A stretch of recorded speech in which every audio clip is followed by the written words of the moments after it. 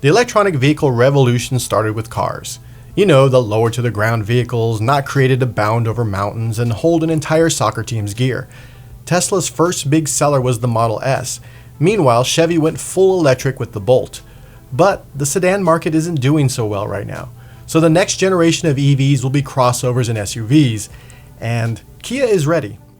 I really enjoyed the Kia Niro hybrid when I drove it last year. Sure, it was a little pokey off the line, but its anemic 0 to 60 time didn't take away from the fact that it was a great little crossover. The EV version, it's even better.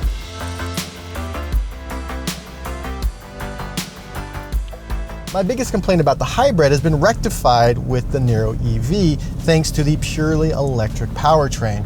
With 201 horsepower and 291 foot-pounds of torque, the EV is quicker off the line than its hybrid sibling. This little front-wheel drive EV crossover gets it get up and go from a 64 kilowatt-hour battery pack that sits underneath the seats. Now, that battery will propel this vehicle up to 239 miles between charges, which should be enough to sort of cure any range anxiety you might have. It does come standard with a DC fast charging port and supports up to 100 kilowatts of charging, so it'll charge relatively quickly. What's nice is when you're driving is that you can adjust the regenerative braking. Now, regenerative braking is when the car uses the electric motors to slow the vehicle down, therefore creating electricity, and then that electricity gets shot back into the battery.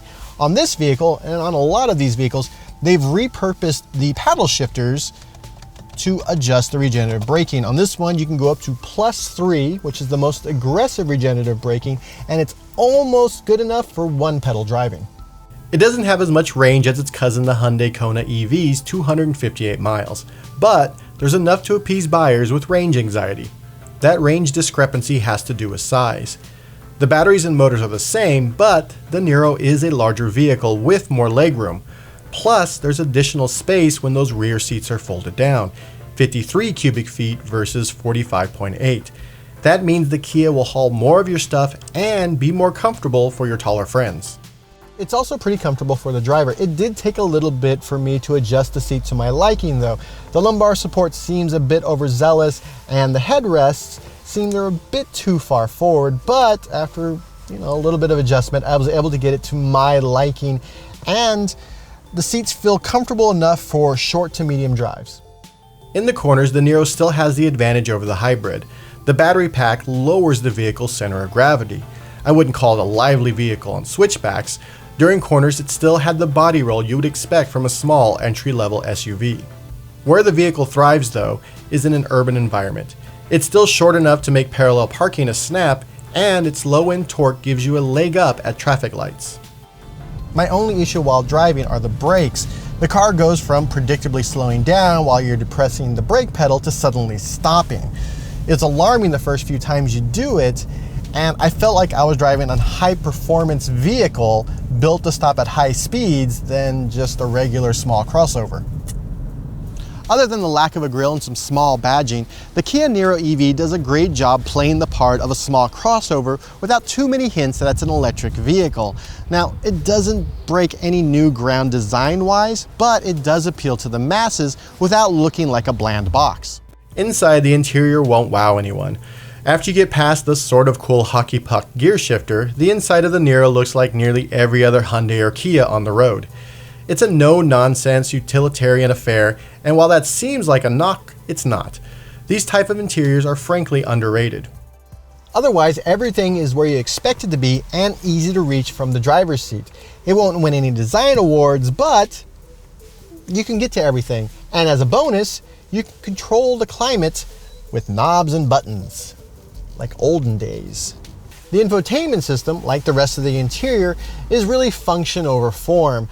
The homepage is your typical Kia Hyundai setup. It focuses on navigation and media, but it also has EV-specific features, including the ability to find nearby charging stations. If you're not a fan, CarPlay and Android Auto are supported and won't cost you extra. That seems to be the MO of Hyundai and Kia. Give people features that they expect to pay for.